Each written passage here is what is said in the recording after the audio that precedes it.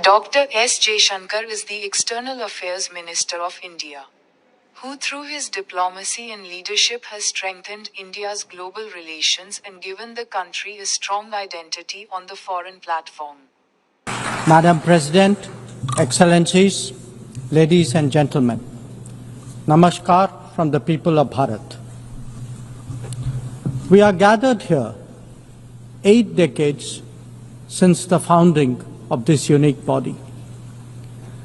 The UN Charter calls on us not just to prevent war, but to build peace, not just to defend rights, but to uphold the dignity of every human being. It challenges us to stand as good neighbors, uniting our strength so that generations to come inherit a world of justice, of progress, and of lasting freedom. Madam President, forces unleashed by history since the founding of the UN propelled this body forward. As decolonization advanced, the world began to return to its natural diversity. The membership of the United Nations quadrupled, and the organization's role and remit grew significantly. In the era of globalization, its agenda evolved even further. Development goals took center stage, even as climate change emerged as a shared priority. Trade acquired greater prominence, while food and health access were recognized as essential to global well-being. Where security was concerned, the UN undertook peacekeeping operations and promoted disarmament discussions. As a result, the UN became a natural platform to debate key global issues. Madam President, we must ask ourselves today, how has the UN lived up to expectations? And just look at the state of the world. There are 2 significant conflicts underway, one in Ukraine and the other in the Middle East, West Asia. Innumerable other hotspots don't even make the news. The slow progress of the SDG Agenda 2030 presents a sorry picture. On climate change, the reality is of recirculated commitments and creative accounting. If climate action itself is questioned, what hope is there for climate justice? When a once-in-a-century pandemic hits us, we saw open discrimination in access to vaccines and to travel.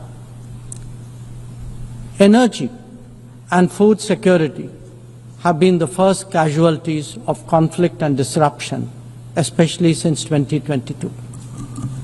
Better off societies insulated themselves by having the first call.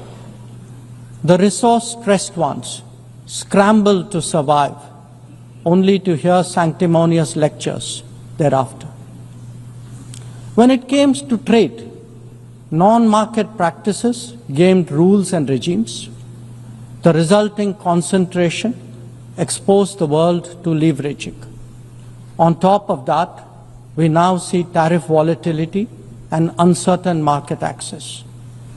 As a result, de-risking is a growing compulsion, whether from limited sources of supply or over-dependence on a particular market. Economic concerns have other dimensions as well. Heightened technology control is one. The grip on supply chains and critical minerals is another. The shaping of connectivity is no less sensitive. Protection of key sea lanes has become a challenge. Restricting the evolution of a global workplace is an issue. Each makes a compelling case for more international cooperation, not less. But are we really headed in that direction? And where has the UN actually made a difference?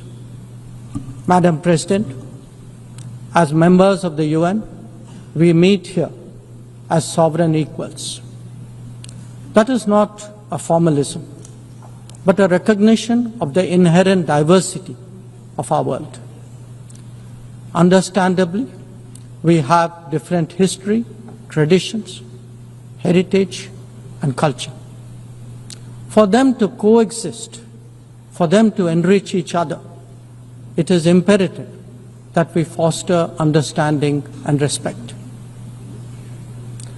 This will only happen when we resist political interference and economic pressures, when narratives are free of prejudice, when double standards are abjured, and when pluralism is truly appreciated. Madam President, Excellencies, while asserting our rights, we must also firmly face up to threats.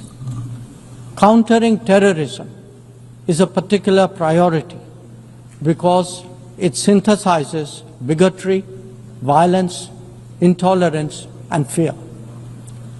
India has confronted this challenge since independence, having a neighbor that is an epicenter of global terrorism.